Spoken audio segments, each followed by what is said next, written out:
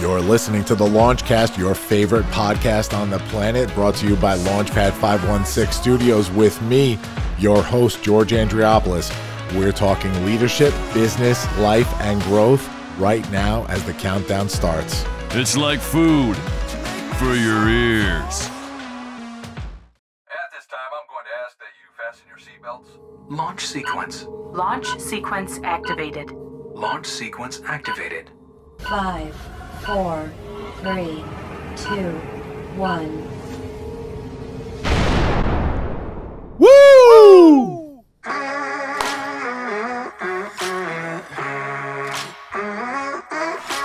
Hey, everybody. Welcome to the Launchcast. Season 4 is here. It's the season premiere. I still got goosebumps. You see him here on camera. Episode 401. This one is called the Autism Inclusion Revolution, and you're going to find out why in a couple of minutes when I bring my guests on. But first, you've been waiting for this in season 3. It's the LaunchDad himself, George Andriopoulos, bringing you your favorite podcast on the planet. Leadership, business, life, growth, right here as the beat drops.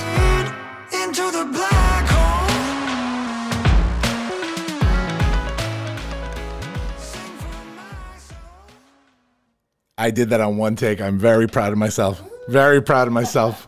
To my guests here.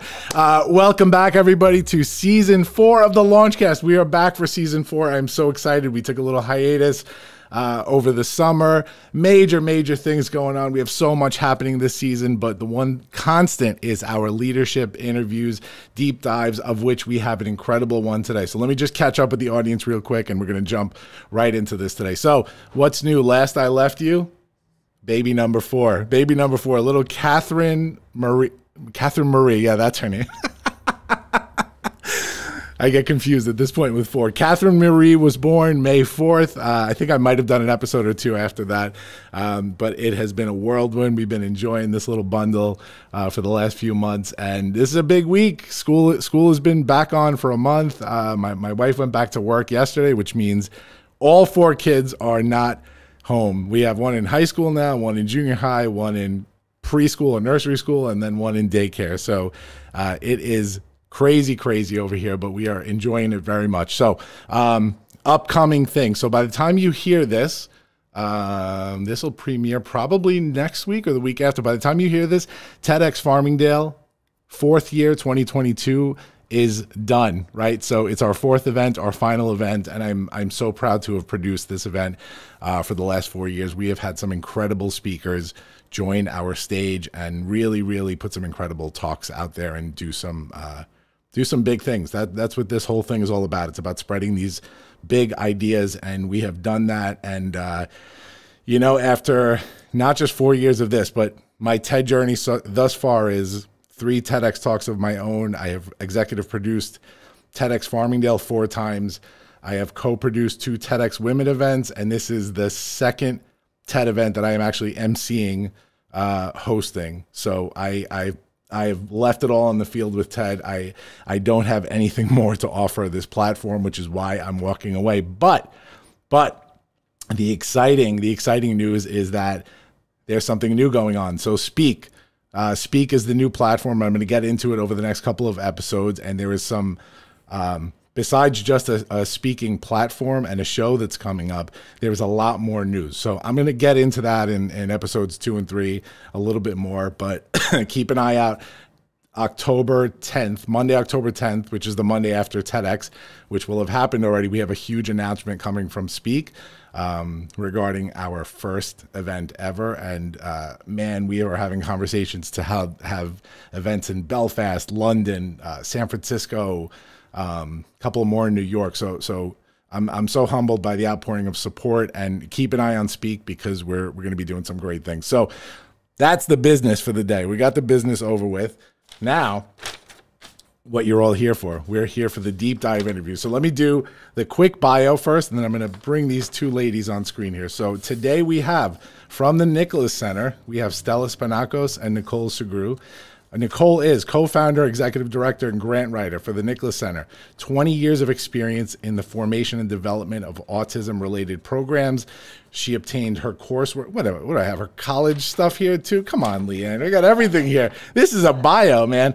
2010, she decided to assist Stella in building an entity to support the growing needs of the aging autism community, particularly young adults. Nicole sits as an advisor to Nassau County's Office of Mental Health, Chemical Dependency, and Developmental Disabilities Services, and is an appointed member of a legislative committee for Assemblyman Chris Burdick. So much more on Nicole. Let me jump to Stella real quick. We're going to go over all the stuff on the interview. Stella Spanakos financed and founded the Nicholas Center and Spectrum Designs to create a future for her son, Nicholas.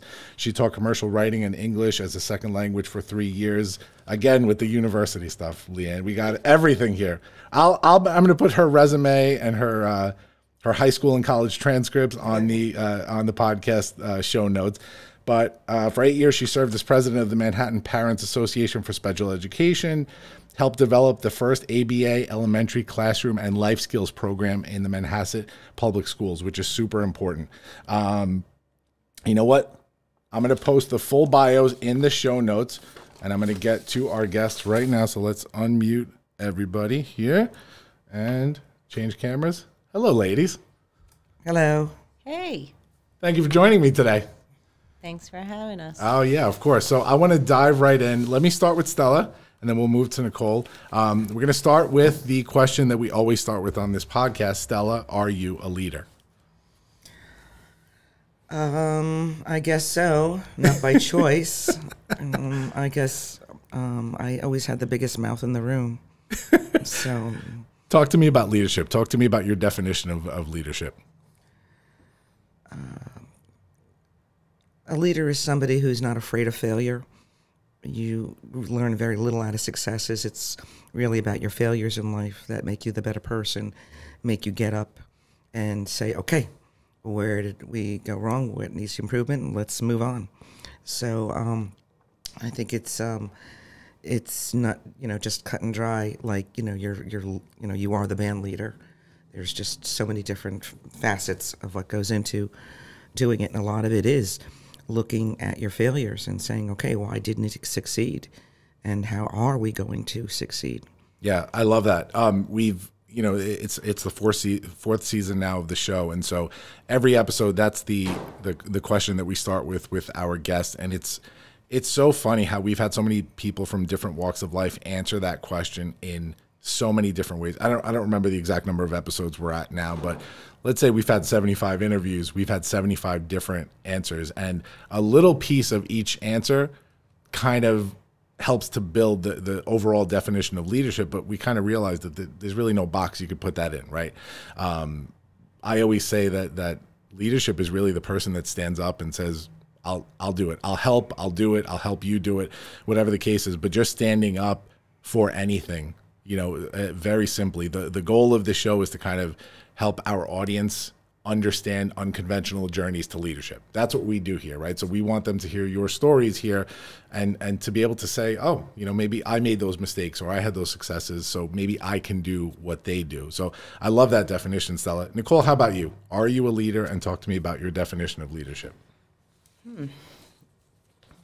Yes, I think I've been told that that's the position that I'm apparently serving as, but I have difficulty with identifying myself as that. As I feel I'm more of a people person and an inspirer to help everybody kind of be their best self. So, but yes, I guess I have now been identified as a leader. So the interesting thing we like to look at is we talk about something called spark moments on the show a lot. So a spark moment is any kind of moment that led you on a specific path, whether that path is good, bad, or indifferent.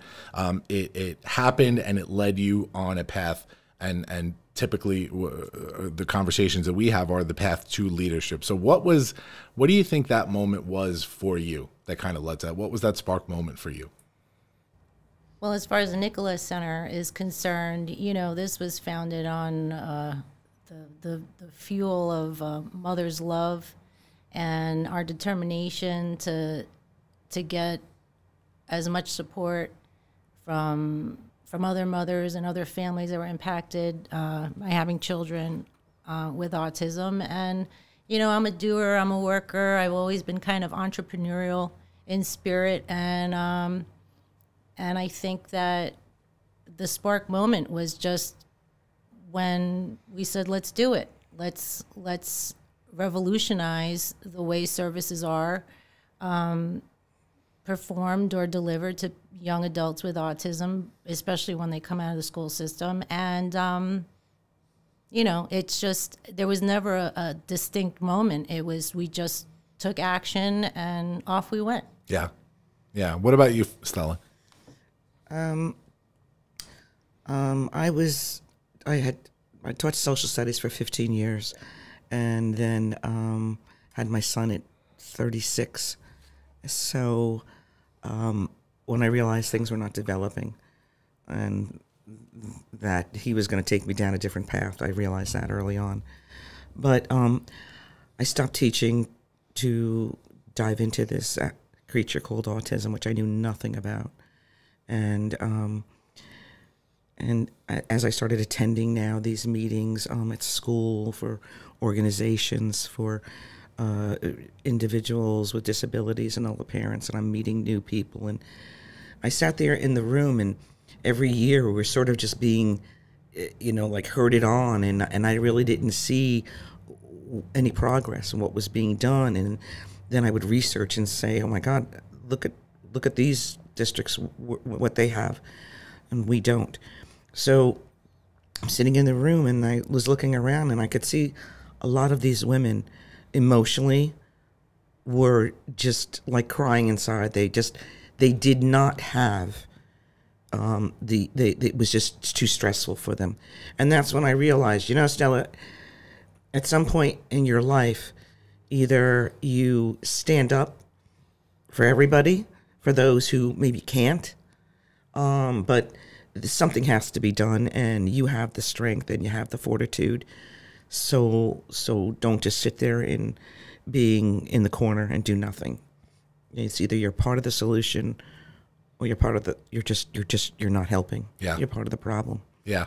So I want to dive a little further into that because I love the road we're going down here. I have seen in so many different people when their leadership has been activated, how their lives have completely changed. I mean, you were a social studies teacher, and by comparison now you're co-founder of multiple organizations, very well known in what you do, and you've made a huge difference in a lot of people's lives through your advocacy and work.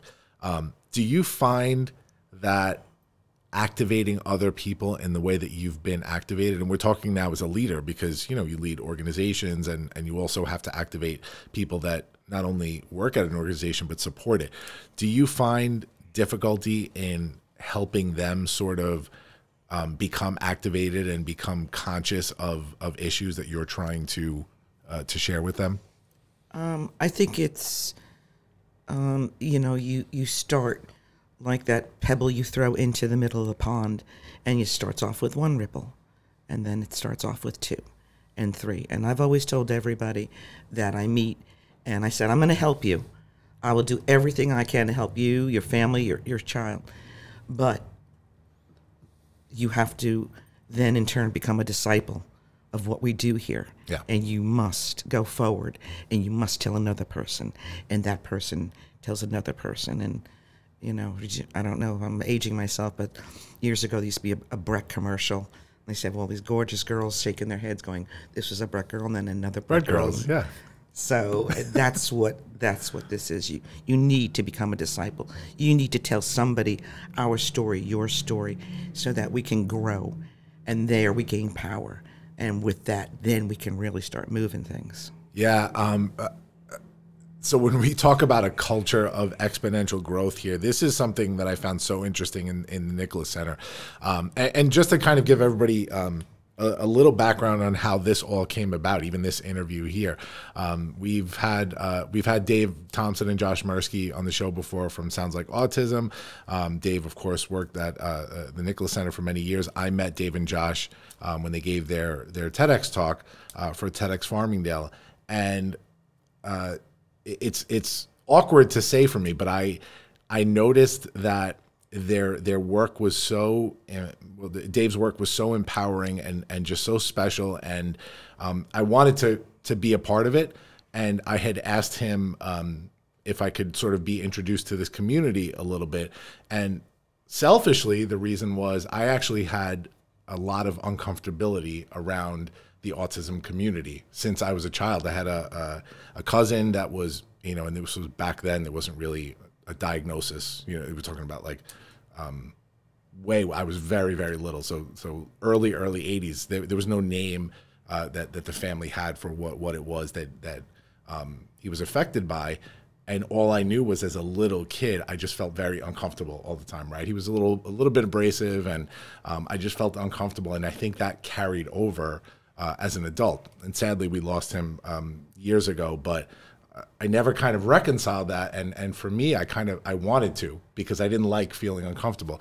And Dave and Josh had me on their show, and I went over to Port Washington to get interviewed, and they gave me the tour of Spectrum. They gave me the tour of the Nicholas Center, and that was the moment that I realized that you've both built such a special culture there. It's this culture of everybody's all in, like you said. Everybody is all in, and the love that the employees have for each other and the team and the mission itself. It's really hard to come by that, And I've been lucky enough since then to not only be exposed to that community and help in any way that I can, but I've had the opportunity to consult a little bit for the Nicholas Center and do some work with you guys on the podcast coming up and everything. And I feel very lucky to have been a part of that. But I want to ask, and I'll move this to Nicole, how do you enforce that and not only find the team members that do buy into it, but enforce it and keep that culture going on a daily basis?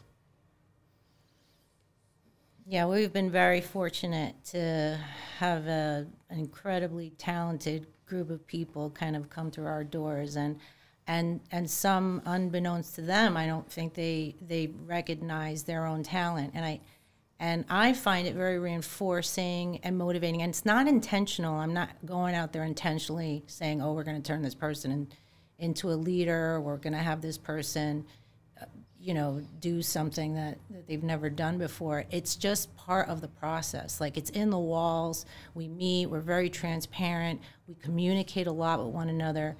And my feeling is I think everyone has the potential, to lead, whether it's leading a program, leading one person. If you can inspire others to be their best self and to be brave and give them the space and the environment to say, it's okay if it doesn't work out, that's all right. We got each other's back. I found that's reaped the best results is, I think some of the greatest programs that we've developed were from people who knocked on my door and said, "Hey, Nicole, I have an idea. Like, we do it like this, but what about that? I'd say, absolutely, let's do it. Let's try it." And, giving people the freedom and the security to know that they matter, their words matter, their talents matter, and then fostering and nurturing that and seeing where it goes and letting them know that, it's all done with good intention. So I'm behind it because you're just trying to be the best you and use whatever internal, intuition, talents you have. And you got my support. Yeah. And we mobilize everybody around that. Do you think the fact that it's a nonprofit and there is a mission kind of gives you that head start in building that culture? I think people who come into this field in general, like you said, there was always a natural uncomfortability for you personally in being around people who, maybe behave differently or what have you. So I think naturally, if anyone's going to apply to a job that is clearly working with you know, I don't like saying vulnerable, but you know, a population that typically requires some level of special expertise, that person walking through the door is just already a special person.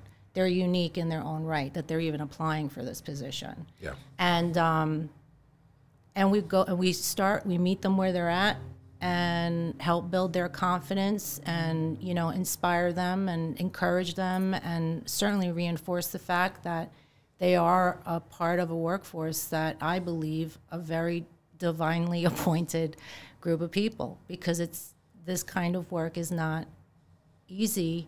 It doesn't come easily to most people, but it does to them. Yeah. It's like natural for them. Yeah. Yeah. So I find that very fascinating, and I wouldn't want anything more than to help, you know, continue to encourage that and grow that, because as mothers, all we have is the world that we have to help prepare and, you know, for our, you know, our children, who we won't be here forever for them. So I feel my job and Stella's job is to try and help make this world the best, you know, place, a kinder, more gentler place filled with people who know how to respond and how to best be for, you know, for our kids. Yeah. I'll say this topic is so interesting to me as a person that's run for-profit businesses for most of my career. And you know, the listeners of the show know that I co-founded a nonprofit years ago that very, very close to my heart. And it was my first foray into the nonprofit world. Although we're tiny, very small. It was the first moment in my career that I felt some sort of fulfillment, right? And then I started LaunchPad back in 2013, LaunchPad 516. And it was after a shift in my life where I changed priorities. I didn't care about money or wealth or any of that anymore. I just wanted to do something that fulfilled me a little more and built a legacy for my kids. And over the years, as I've had the opportunity, the luck, I could say, to become successful at this, we've shifted the model to become more mission-based, right? Like I think right now we're at like a 40% of our client roster is nonprofit, and we have a goal of within the next 5 years being 100% either nonprofit or mission-based clients.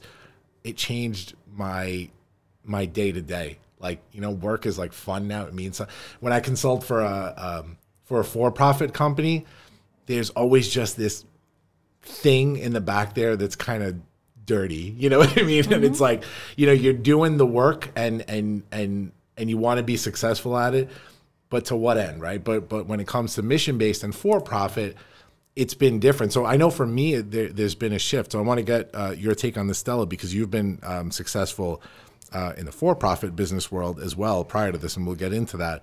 What has that difference been to you in terms of how meaningful the work is and what success actually means to you now versus back then? Interesting question. It's the only kind we ask here. Good point. You know, my husband came from literally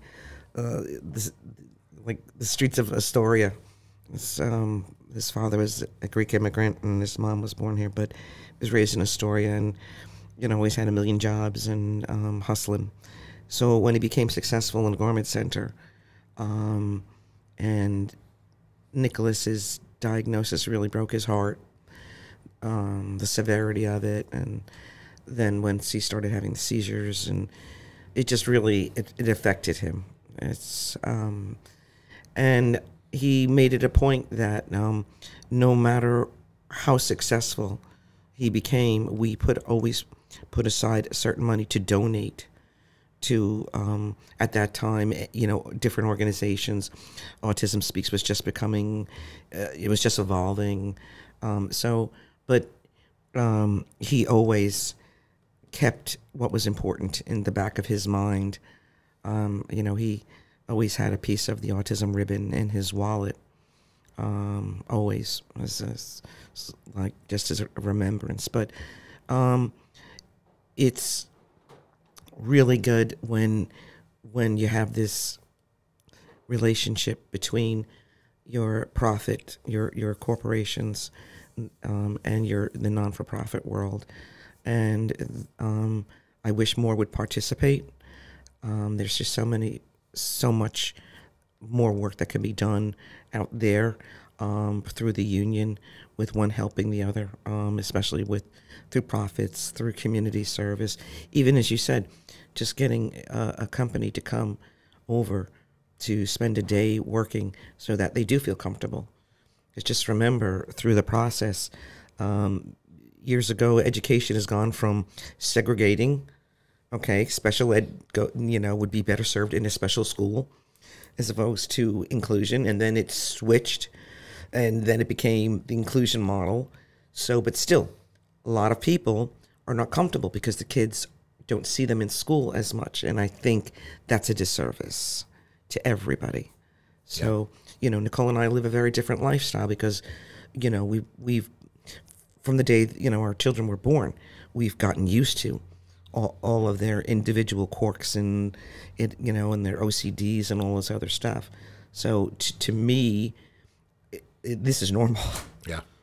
In my household, because he's an only child, so he rules the roost. Yeah, totally get it. And it's funny when you're kind of thrust into that situation, and I'm only starting to deal with it now in my own home. But my first two children, although so different, right? My older daughter is she's a theater kid. She's so unique, so different. She has her quirks about her.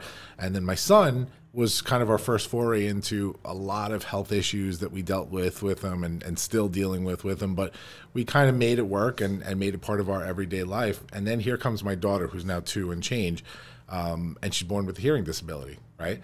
And we find this out literally the day of her birth, and we start testing immediately, and within 6 months she's wearing hearing aids, and we're only at the very beginning of this journey. But I know what that did to me as an individual, where it's like, okay, time to start advocating for her and learning about all these meetings that we have with our early intervention and advocating for speech therapy and teacher of the deaf and all this kind of stuff at her schools. And taking all that and kind of then turning it into a vehicle for others to be able to help their own children, it's incredible. I have an interesting question for both of you.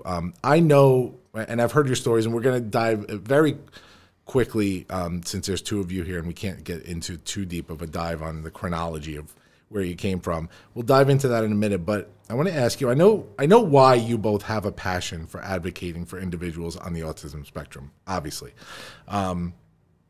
But why is it important to you for society to advocate and accept inclusion and integration for individuals on the autism spectrum? Why does society need to adapt a model of inclusion?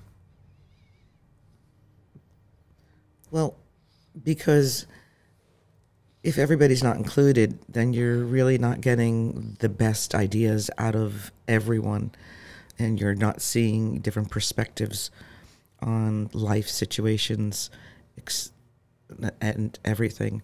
And I think that every day that you get up and you see somebody who struggles just to even get dressed and feed themselves into this process, it gives me a sense of shut up and count your blessings. Yeah.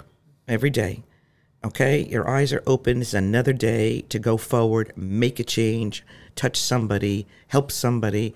That's really what the purpose of society is for. It's not to live, in these little isolated things. And I think like Nicole and I are, we've always been in the trenches, and we lead by example. There is no job, too menial or anything, and I think that this is contagious. I think when our staff sees Okay, I just want you to know the founder is on the floor cleaning the puke up. Okay, I think it speaks volumes for, no, I'm not above this. I am so here with you, all of you. And I think it inspires people. I think Nicole inspires them, just what she's developed in the amount of time that she puts in with staff and community. Yeah. So, Nicole? Hi. Same question, I guess. You know, and it's very timely that we're talking about this because it's, I hope I get the name right, National Disability Employment Month. Yes. Right? Yeah. Okay. So it's timely that we're doing this interview now. There's a fine line between creating opportunities for inclusion and integration and actually being inclusive and integrated. And so same question to you, why does society have to begin to understand this model and move towards it? Well, it's interesting because, you know, it's a very humbling experience when you have an unexpected challenge presented to you, you know, when you have a child. Everyone kind of automatically assumes and plans for a pregnancy and that all is going to go well, and you have all these dreams of what this child is going to be and become and what you're going to do and how you're going to, and you know, I think that my point is that no one's immune to having some kind of challenge at any given time presented to them. And I think society, you know, would just, how would I say this? I know it's tough. It's a, because I'm not of the mindset, oh, well, people should just do this, you know, whether their heart and their mind is, you know, it's whether they're prepared or even capable of getting there. But I do think that, you know, the world would be a better place. I mean, it's the right thing to do is the simple answer, to do your best in being able to help other people, regardless of whatever their situation is, to help them feel as comfortable and welcomed in any environment that you possibly, you know, have the control of controlling. So if you're a business owner, you know, if you're even a person who's hosting a party at your house, I remember, like, you learn very quickly who your friends are. When you, I mean, I know who my friends are based on the fact how welcoming they've been, as always, with my son. And there were a lot of social events that I would decline because I knew that my son was going to be rummaging and rummaging through people's houses, and he would get, maybe not from the host, but the guests of that maybe were invited to these parties. And it was just so, I wouldn't put myself in that position, like, because I knew that it would just be uncomfortable for me and for him as well, and for the people around. So I would avoid those situations. And I thought that was so sad, you know, that I couldn't go to an invitation to a party as much as I wanted to go and as much as I knew the host was going to absolutely open their doors and know what to expect. But I just didn't want to put myself or my son in a position where other people were uncomfortable around him and I had to be all awkward and chasing around after him because people, you know, their children were like, what's up with this kid? And it's just, you know, it's a very lonely place when you have a child that has those kind of unique behaviors, like in social events. So my feeling is, you know, I've always been, even before I had a child with autism, I would, like, even the supermarket, I remember I would always make it a point to give a reassuring smile to the mom who was struggling with their screaming toddler, you know, or on an airplane, and I saw people struggling. That was just always very natural to me when I would see someone, versus the people turn around and they sneer and they're like, you know, what's wrong with that kid? And, you know, you just never know when it's going to be you. And I just think it's the right thing to do as you know, as citizens of humanity, that be kind to others, because you'll never know when you're going to need the kindness from others. Yeah, I love that. I love that. So I want to touch on both of your sort of chronology leading up to the Nicholas Center and Spectrum and all that. So Stella, and I get this from Leanne. Leanne was my Wikipedia for this. So I grew up in Garden City on Long Island, right? A Greek, right? Fellow Greek. My right side is Greek. My left side's Italian. Okay, there you go. There you go. Yeah. I'm a half-breed, yes. Both tough cultures to grow up in, and I can tell you that a lot of firsthand. Mediterranean blood, yes.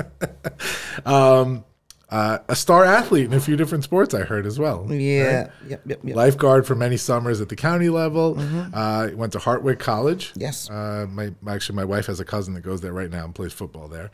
And in the fashion industry, you mentioned you and your husband owned KB Studios, Catherine Bishop. Yep. Where your husband Paul Kitsos, one son Nicholas. We talked about your dive into the Manhasset schools and changing things up there and kind of, and we'll talk about this when we talk about the Nicholas Center. For those that are familiar with the 21-year-old Cliff, this is kind of the reason, right, that the Nicholas Center was sort of developed. Yeah.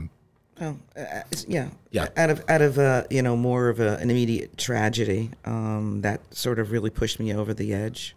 I was going around. Nicholas had just turned 18, and even though he was going to be in school till 21, I was going around. I was looking at what comes next. I was going out looking at vocational programs, this, that, and I just would come home in tears and tell my husband that this is just so unacceptable. I don't see this for Nicholas at all. And this is very disturbing. What are we going to do with him? And then we're going back and forth. And my husband, was like, I was like, you really need to get over the fact that he's never going to be taking over, your business. It's an impossibility. He's not going to college. He can't ride a bicycle. Yeah. Come on, I'm get this through your thick Greek skull. And then in while we're having these discussions, my husband got on a plane. He was also a professional Texas Hold'em poker player. Oh, wow. And he was actually had just taken off for the World Series of Poker in Vegas. And 20 minutes in flight, he had a massive heart attack and died. So I just couldn't allow our life, which was based around this child and his disability, I just couldn't let this just like, okay, done, over. I just couldn't let his life be in vain. So I thought about it. I went to Nicole. She was actually one of the first people I called when my husband died, when I got the news from the police. And I said, Nicole, I'm going to do this. I said, I'm going to close the business, sell everything, and we're going to do it the right way. And I said, I've been having this vision about the Nicholas Institute Center, whatever. And I said, but these kids are a whole different animal. They learn differently. They're capable of so much more. And I don't think anybody's addressing the needs. And from what I've seen, I don't see it up to the government. I see it's either I step up to the plate and I seize the moment and we move forward. We don't need anybody. We have the financing and we could do it. And that was really the beginning of it all. And we just hit the ground running. Yeah, that's an incredible story. And now a word from our sponsors. Well, that's a nice song. Hey, everybody. It's me, the LaunchDad himself, George Andriopoulos, the host of the Launchcast, the co-host of Over My Dad podcast. But more importantly, I'm here today on behalf of Launchpad 516 Studios, the podcast production company that makes those two shows, the one you're listening to now, and so many others possible. Now, what is Launchpad 516 Studios? Well, it's the brainchild of Launchpad 516.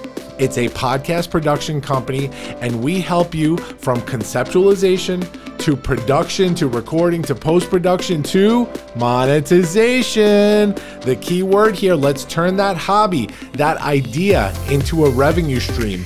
But more importantly, let's get that important idea out there and get your voice heard, because that's what matters right now. Hit us up, launchpad516studios.com to find out more information, or send us an email, podcast@lp516.com. DM me at LaunchpadCEO on all the platforms. Let's chat. Let's get your voice heard. We're pretty good at this, guys. Don't let this offer slip by you. Later, guys. Beep, beep, beep. We are interrupting this show to tell you about our podcast with a very special announcement. Hey folks, I hope you're enjoying your podcast, which you're listening to right now. But I would like to tell you about another one. We are Sounds Like Autism, Produced by Launchpad 516 Studios. which is full of impactful programming. It's the podcast that celebrates neurodiversity by speaking to the people who are helping to create a more inclusive world. I am Dave Thompson. I am an educator and an innovator and a leader within the space of helping the world become a more inclusive place for neurodivergent people as a neurodivergent self-advocate myself. And my co-host, Josh Mirsky, is an incredible, hardworking, big picture dude who is on the autism spectrum and super stoked to spread his message of inclusion along with me. We've had folks on from all over, all walks of life, all over the country, and more. You don't need to be someone who is autistic yourself or have skin in the game. You don't need a family member or a neighbor who is autistic. You probably have one, but you don't need any of that to get stoked on neurodiversity and inclusion. We're confident that if you give us a shot, if you join us on our journey, that you'll be a lifer and you'll be fully invested in this mission. We are just so delighted and honored to have this kind of platform to share with you all what we do. Check us out. I hope you enjoy your current podcast, and then after that, skedaddle and come right over here to Sounds Like Autism and check us out. Now, back to the show. You're listening to the Launchcast, produced by Launchpad 516 Studios with me, your host, the LaunchDad himself, George Andriopoulos. How did you guys meet originally?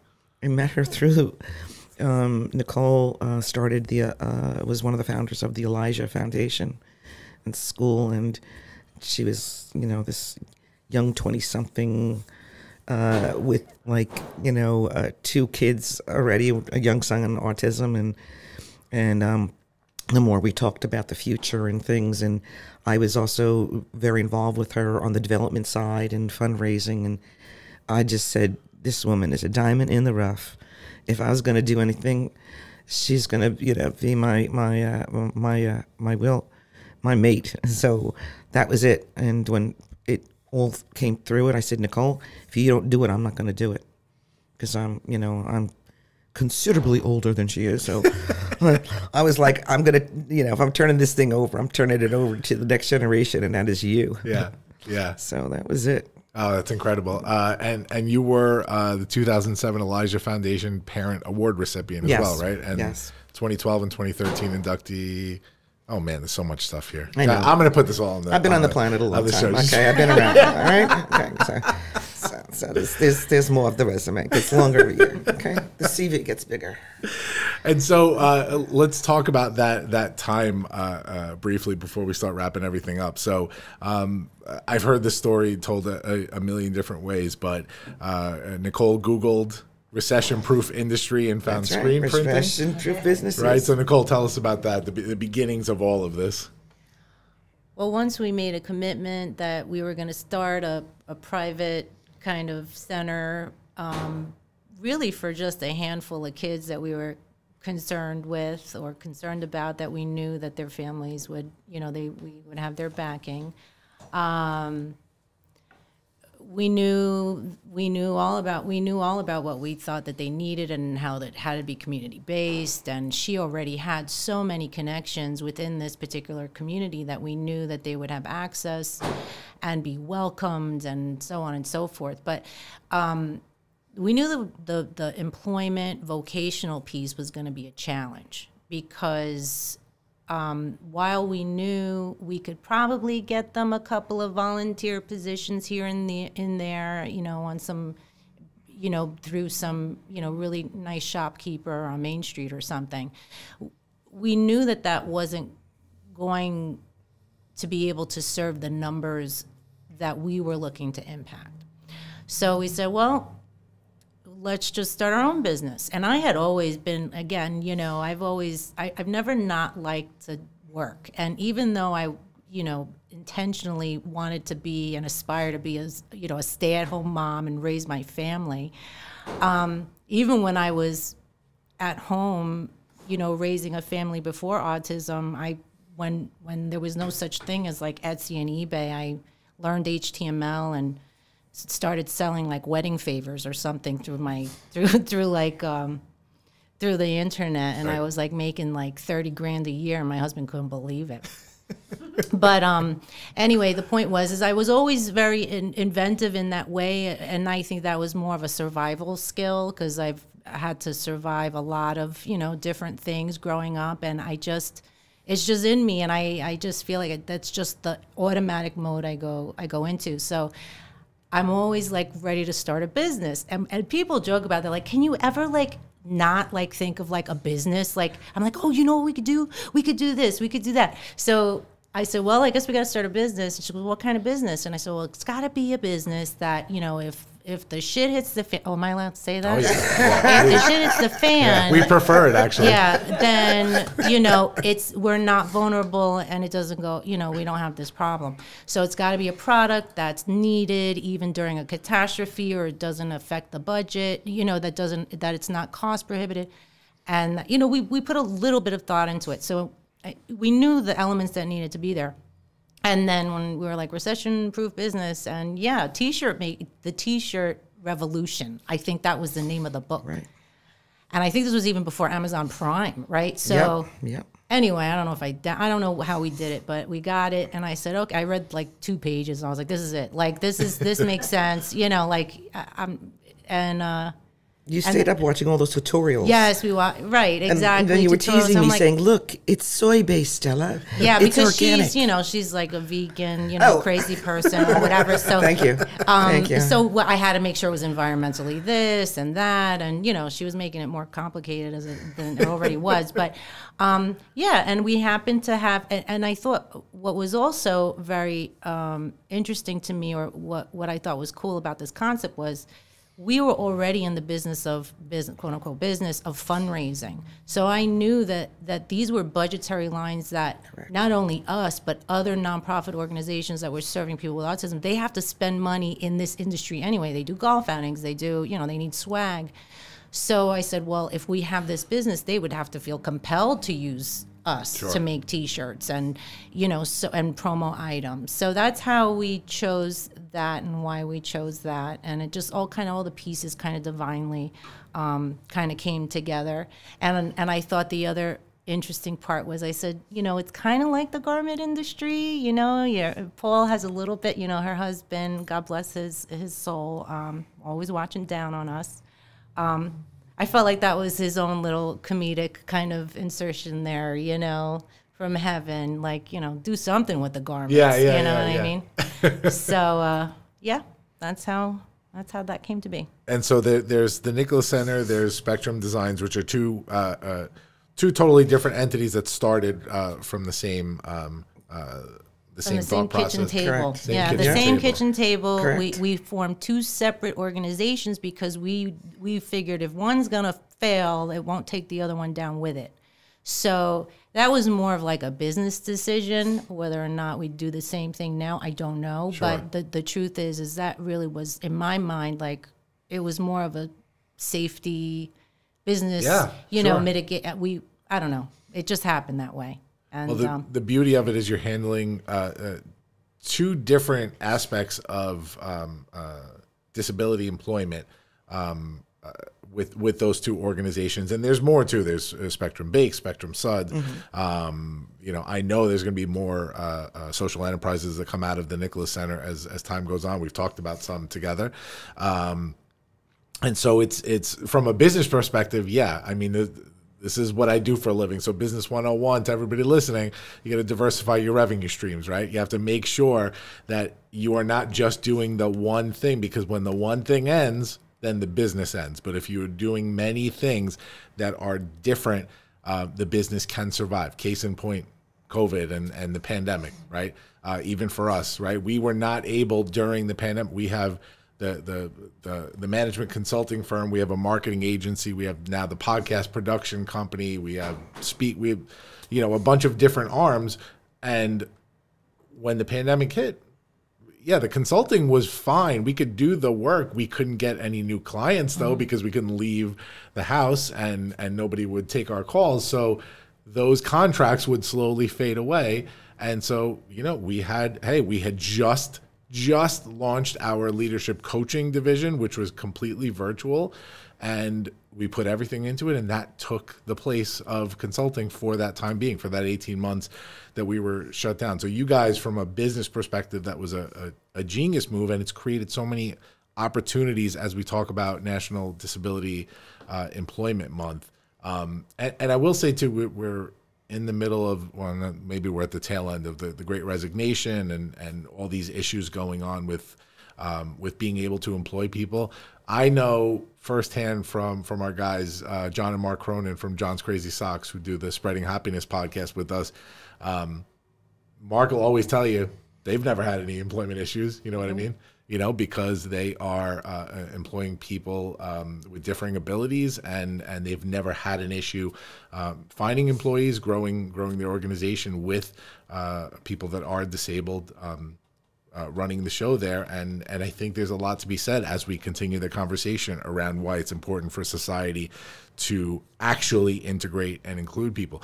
We happen to, the three of us live in the most segregated area of the entire country. I mean, it's a known fact from many different perspectives. When we talk about schools and work and everything, we talk about race, we talk about abilities, all that kind of stuff. And so organizations like the Nicholas Center, with the mission that it has, they're so important. Leanne gave me a couple of notes here about the Nicholas Center. Nicholas Center has received the New York State Senate Empire Business Award as the most socially innovative agency of its kind in New York State, the 2020 Nonprofit of the Year by the Long Island Business News. 2018 documentary was made about the journey entitled The Business of Autism, which you guys have to check out. I'm going to put the link in the show notes. Film has been screened at over 20 film festivals in the U.S. and abroad, including a screening in Washington, D.C. in the U.S. Capitol. So I've seen firsthand the incredible work that you guys do, and not only do I applaud you for it, but I thank you for putting this good into the world, and not only doing the mission that you do, but creating opportunities for people to work for an organization that is mission driven, and that is a nice, fulfilling career for people, to take on. A little bit more about it. So you've expanded into Westchester recently, right? Can you talk about that a little bit, Nicole?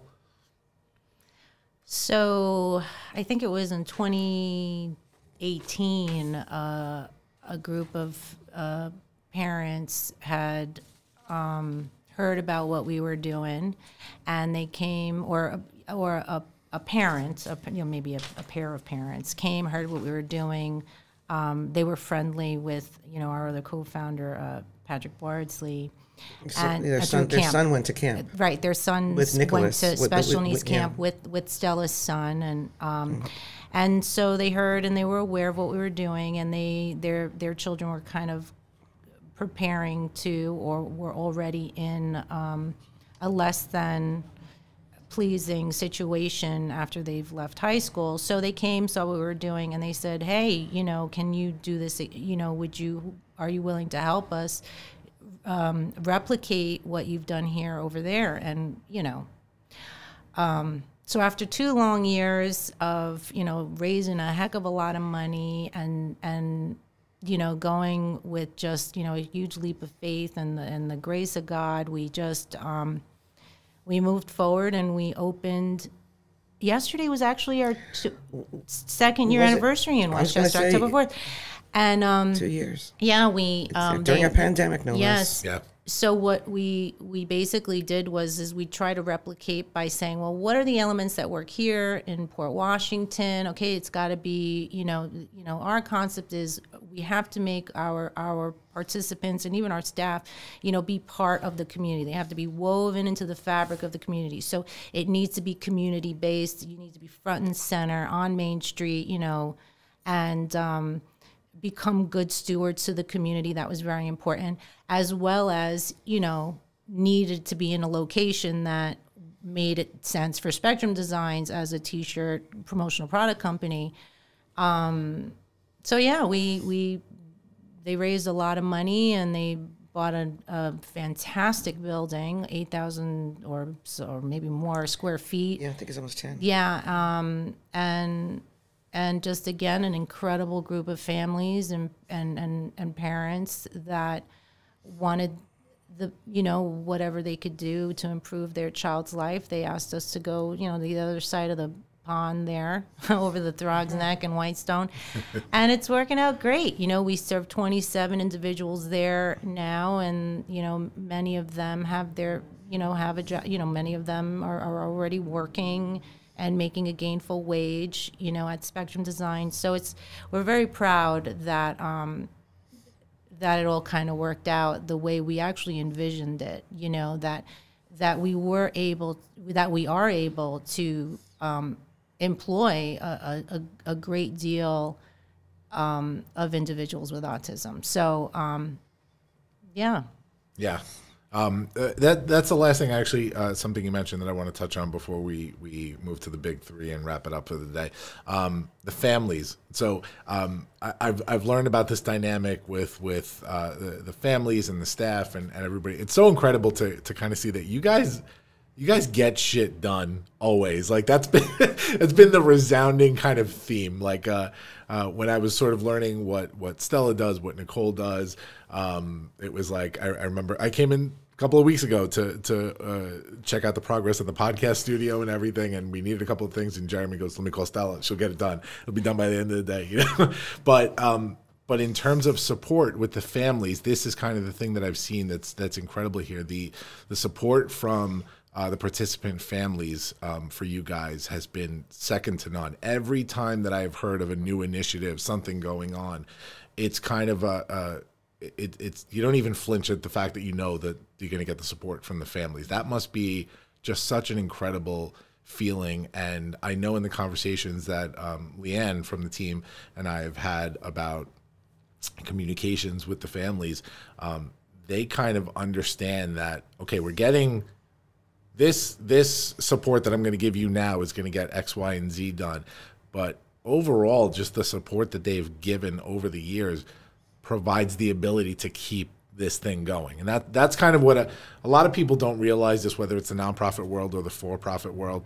When you're doing something important, there has to be support in order to keep doing that important thing going forward, right? And I applaud just whatever culture you've built with these participant families, because they're just incredible, right, in terms of the support for the Nicole Center. There's no other program like it. So they appreciate what we do for them, and that's why they support us, because they know that their child is engaged every day, happy, productive, getting exposure to a million different programs and opportunities, and that's why they're like, they would rather come to the Nicole Center than be home for a vacation day. Yeah, because they're bored. I love that, and we love our parents because because they appreciate what we do, and they are always there. Yeah, they just can't do enough, and we're very, very grateful. Yeah, very grateful. But we have something very special. Love that. Love that. What's next? What's next for you guys? Before we hit the big three and wrap it up for the day, what is next for the Nicole Center? What is going on? Anything exciting and new going on that we should know about? Well, we're going to start our own little podcast, I hear, with the help of Mr. George. And the Launchcast, so we're really revved up about that. All his anchors are waiting at the Nicole Center, his future and anchors. This would be, again, this is, completely going to be run and conducted by our, our individuals at our program, and they're really excited about, doing all of this. So that's one exciting thing that's happening. We also just received, the Nicholas Center just received word that we will be receiving $175,000 by Mother Cabrini Foundation for an incredible initiative called Port Provides, powered by the Nicholas Center, where our young men and women will be providing necessary supplies and food and diapers and all that good stuff to the more marginalized communities around the Nicholas Center. So we're excited about that.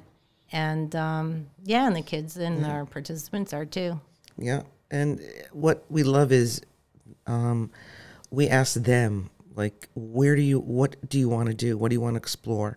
And that's how the podcast, that's how the news, that's how a lot of our programs have started. It's, it's what they, what their interests.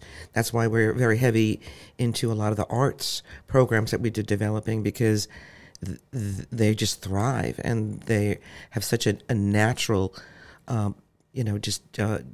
propensity to the arts, and it's so calming and soothing. So, we go by them, but we're also been very busy working with our local governments and communities. I sit on the Nassau County Committee, but I feel that we're at a great point to really affect change in our communities. And now I'm talking the biggies: housing, transportation, and employment. 80% of individuals with disabilities are unemployed, and that's unacceptable. So we have to do something about that. So again, we have the audience, and I believe that we're going to see some really important legislation and things come down to help us deal with these crises. Yeah, I believe that as well. I sit on the Legislative Action Committee for our local school district here, and we have some of these same conversations. So it's interesting to see where these things are going. And yeah, I love what you guys do, Stella and Nicole. We're going to move on to the big three. The big three from the Launchcast. The big three. Uh-oh, Nicole's nervous. The big three. So the big three, you guys know it. We throw out a couple of questions. You're going to give us your top three quick, concise answers for each. I'll ask you individual. We'll do two questions each. So let's start with Nicole here. Nicole, three biggest mountains that you have climbed as a woman in industry. That's I just don't look at them as mountains, I guess. I'm having a hard time with this, George. Help me out. So three big. So have mountains, you? I've asked this question specifically with women that have really created a change through their professional careers, and I've often found that a lot of people, a lot of these women that have interviewed have hit a lot of roadblocks along the way, and that's not necessarily the case for everybody. Have hit a lot of roadblocks along the way to becoming who they have become. So I guess that's kind of the question. Have there been really any roadblocks that you've sort of conquered, specifically as a woman doing what you do? Because we do have a lot of our audience, by the way, are females that are entrepreneurs, females that are aspiring entrepreneurs, that look for this type of advice in terms of growing. Okay, so I have to go there. I throughout all this, I was divorced, and I was a single mother of 3 kids, one obviously with autism, and yeah, that was a pretty big mountain, if you want to call a mountain, and I was pretty much on my own, and the whole thing with the Nicholas Center and the formation was, to me, a God-given gift, because it distracted me and really gave me the fortitude to just say, let's just do this. Everything else is kind of coming down, and again, I give all my glory to God, quite honestly, because as a mom with 3 kids, and ways have always been made, and that came with a lot of prayer. And that's, I've climbed, that was a pretty big mountain, doing this as a single mom. But when you've got someone like Stella, you know, next to you, and you know that you have her trust, and she had, you know, faith in what I believed we were gonna get done, it made it very easy. Yeah. It didn't feel like a mountain, I guess. I don't like to look at mountains. Like, I love looking at mountains. I don't like to look at it as if, oh God, I'm climbing up a mountain, this is horrible. It's just not in my DNA. I don't look at it like that. And I don't, you know, so I'm sorry, I don't have like the whole I summited a mountain story for you. But I've never looked at it. I look at it as, okay, I take one day at a time and I put one foot in front of the other. I've always lived my life like that. Yeah. And for me, things have always just been an inconvenience. Oh God, what's happening today? And I just, how do I solve this problem for today? And then tomorrow, deal with tomorrow. So that's just been my whole mindset my entire life. So I've never felt overwhelmed by stuff that happens. Yeah. And yeah. That's a good answer. That's good enough for me. That's a great answer. Let's move to Stella. So, Stella, 3 wishes for what the Nicholas Center will accomplish for the autism community over time. I liked her question better. You can answer that one if you want instead. That's fine for me. Well, I'm going to say this, that, you know, Nicole and I would look at each other and we're like, okay, do we have enough to feed our families for the week? Okay, we're good then. What's the problem? Everything else is surmountable, not a problem. But I will tell you, for all the women out there, moms, listening and that are struggling with, you know, work and home and children who have special needs. Don't ever think you're out there alone. You're never out there alone. When my husband died suddenly, and I had 3 detectives show up on my doorstep at 10 o'clock at night to tell me that my son did not have a father, and our family was down to 2, and I had to make plans for my husband's funeral. I had been a stay-at-home mom. I stopped teaching. I had been a stay-at-home mom now for almost 17 years at that point. So when I went to my bank and I asked for a loan, and I showed them what I had in the bank and whatever, they said, but you don't have an income. And I was like, but I've got money in the bank. And they said, sorry, loans are based on income, on earnings. And so I went, are you kidding me? So here I am, you know, I have a house with no mortgage. I have all of these assets, but because I had no income, nobody would lend us the money to start a non-for-profit. And then one bank actually went, I've never even heard of anybody lending somebody money to start a non-for-profit. What kind of business is that? And I just went, okay, thank you very much for your time. I can see, you know, how narrow-minded you are. Not a problem. And I just moved on, and said, okay, you know, Nicole, was an exhausting day, but not a problem. I got this. Yeah, I got this. You just worry about getting the contracts with the school districts, and I'll worry about the rest. And that's really, you know, how we function. So I'm going to tell all those women out there that are sitting on the fence, don't ever accept no for an answer. It should not be in your vocabulary. Okay, one of my favorite English teachers said, when it comes to prepositions, think about what a bunny can do to the hill or the mountain.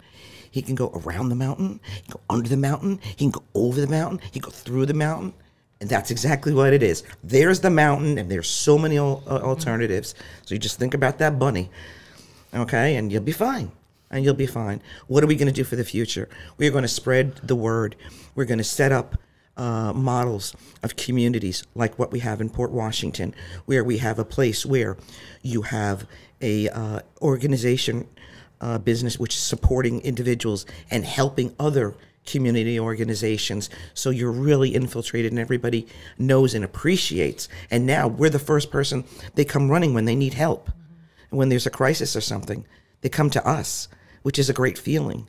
And then we have a business where our employees earn paychecks and we are spending the money locally. So again, we are increasing and helping the local economy. Our kids spend their money locally. Yeah. And then we are also looking at buying, some families have gone in together and bought homes, which are just so that the kids are within walking distance. So now we've created our own little university campus where you walk, you live, and you help build and strengthen the community on so many different levels. And this is where we're going to be. This is where we are. We're approaching, and it's only been 10 years, so come back and check in with us in another 10. I love this. I'm going to stop it right there. We don't need the rest of the questions because you guys covered everything. Thank you so much, Stella. Thank you, Nicole, for being here with me today, the season premiere of the Launchcast. Oh, man, what a good one we had today. This was a good one. I hope you guys come back one day because this was a blast, and I can't wait to work with you guys on Agents of Humanity, a podcast coming very, very soon. And it's funny because you used a citizen of humanity before when you were talking, and I thought that was like, I was like, oh, cool. This is we're validated with our choice there for the name of the podcast. But Agents of Humanity coming very soon. We're going to announce all those details. Thank you, Nicole and Stella. I'm going to switch it over real quick. Here we go. I still remember how to use this stuff. Guys, thank you for joining me on another episode of the Launchcast. We are back for season 4 every single Monday at 6 a.m. Apple Podcast, Spotify, Pandora, Amazon Music, Google Podcast, all of the places. iHeartRadio. We can't forget that one. Guys, we'll see you next week. Launch sequence terminated. Into the black hole.